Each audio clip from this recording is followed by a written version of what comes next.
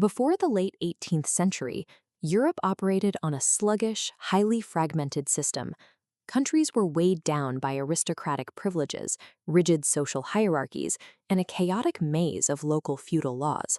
The concept of a streamlined, unified modern state simply didn't exist. Then came the French Revolution. When the Ancien regime, the old royal government, collapsed in 1789, it left behind a massive structural vacuum. France plunged into extreme volatility, threatened by foreign armies and domestic riots.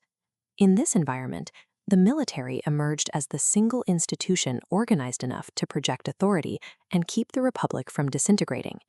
Enter a 24-year-old artillery officer named Napoleon Bonaparte. During the siege of Toulon in 1793, local royalists had handed the vital port over to an allied fleet. Napoleon identified a precise mathematical solution. If he could capture the surrounding heights and simultaneously fire concentrated artillery at the anchorage, the naval fleet would be forced to retreat. He executed the assault flawlessly. 2 years later, during the royalist uprising of 13 Vendémiaire, a mob of 25,000 Parisians marched on the government.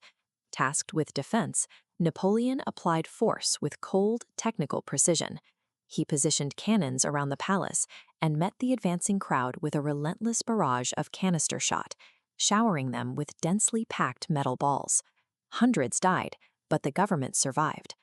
Following Toulon, Bonaparte was promoted to brigadier general at just 24 years old, a rank that, just years earlier, was strictly reserved for high-born nobles with decades of service. By elevating an outsider based on his command of ballistics rather than his family tree, the French state began to trade the emotional chaos of the revolution for a new military order managed by merit. By 1799, the ruling government, the French Directory, was corrupt, paralyzed, and trapped between radical and reactionary factions. After a full decade of revolutionary fatigue, the French public was willing to trade political idealism for authoritarian stability, provided that basic revolutionary gains like land reform were protected.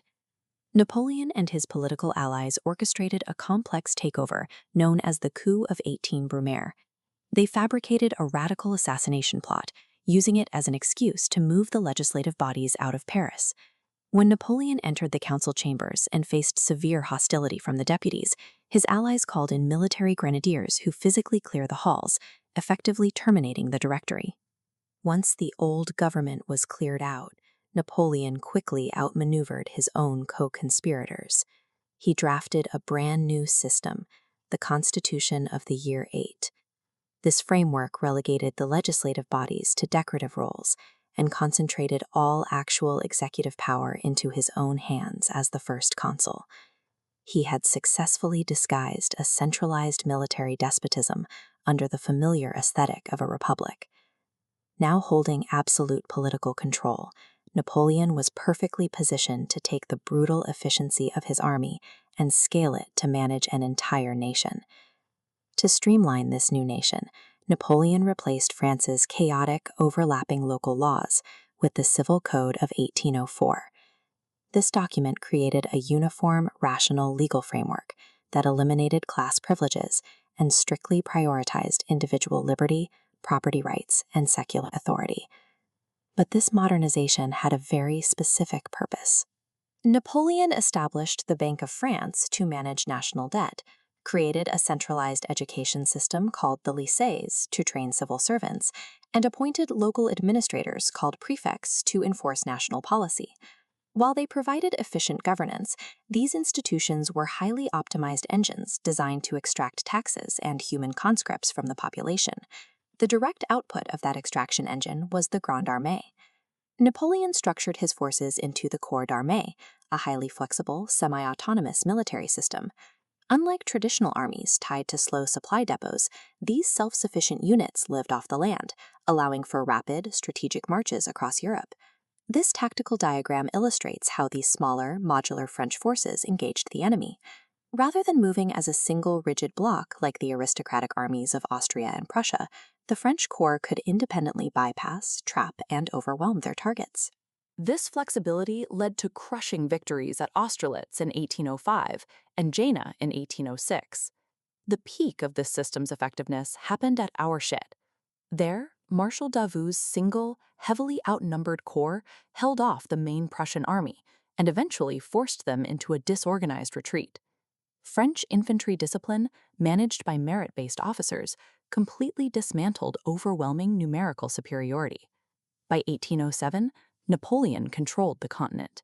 He had conquered physical territory, and he forcibly overwrote Europe's outdated feudal software, replacing it with his own highly efficient administrative and military systems. Because he couldn't defeat the British Royal Navy at sea, Napoleon resorted to an economic war of attrition.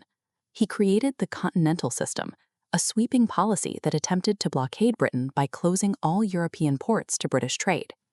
Enforcing this massive blockade alienated the merchant classes across Europe.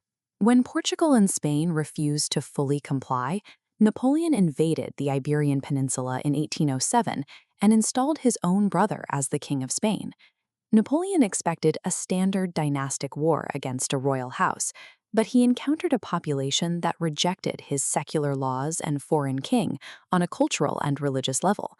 This resistance steadily pulled the campaign away from a simple political dispute and toward a widespread struggle for national liberation. This conflict saw the massive expansion of guerrilla warfare. Spanish partisans used hit-and-run tactics, relentless sabotage, and brutal ambushes in the rugged terrain to bleed the occupying forces. This constant drain on resources permanently tied down hundreds of thousands of French troops who were needed elsewhere. By trying to forcefully apply his imperial system to an unwilling population, Napoleon triggered a fierce reaction. He accidentally birthed popular nationalism, handing the masses an ideological weapon that rigid dynastic armies simply could not stop. The Continental System's devastating impact on the Russian economy eventually broke the alliance between Napoleon and Tsar Alexander I.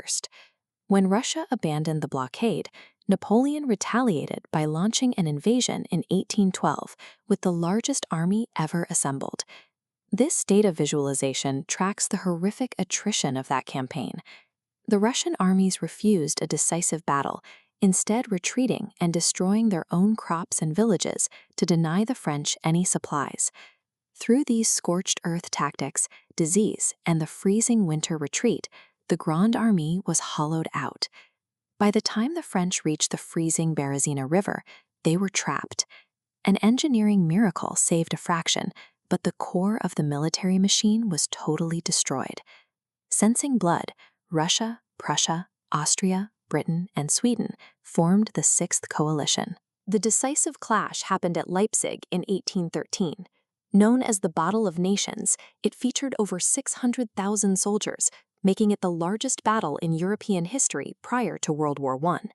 Napoleon lost at Leipzig for a very specific reason. His enemies had adapted. They had copied his flexible military structures, implemented merit-based promotions, and most importantly, they now fought with the exact same furious, unyielding nationalism he had accidentally awakened in Spain. After a brief exile, Napoleon returned to power for 100 days in 1815, leading to his final tactical defeat at Waterloo. There, his elite imperial guard was finally repulsed by the disciplined fire of coalition forces, triggering a complete rout of the French army. Look at this map of post-1815 Europe, drawn up at the Congress of Vienna. The victorious powers tried to reset the continent. Their primary objective was to restore the old monarchies, contain France, and redraw the borders to maintain a balance of power, effectively trying to erase the previous 23 years of war. But the Congress could not turn back the clock. The populations of Europe had lived under a new system. They flatly refused to surrender their meritocratic bureaucracies, the complete abolition of the feudal system, or the clear secular protections of the civil code. Napoleon Bonaparte's ambition was deeply personal and incredibly violent. Yet in his relentless pursuit of absolute, total control, he smashed the stagnant feudal structures of the past.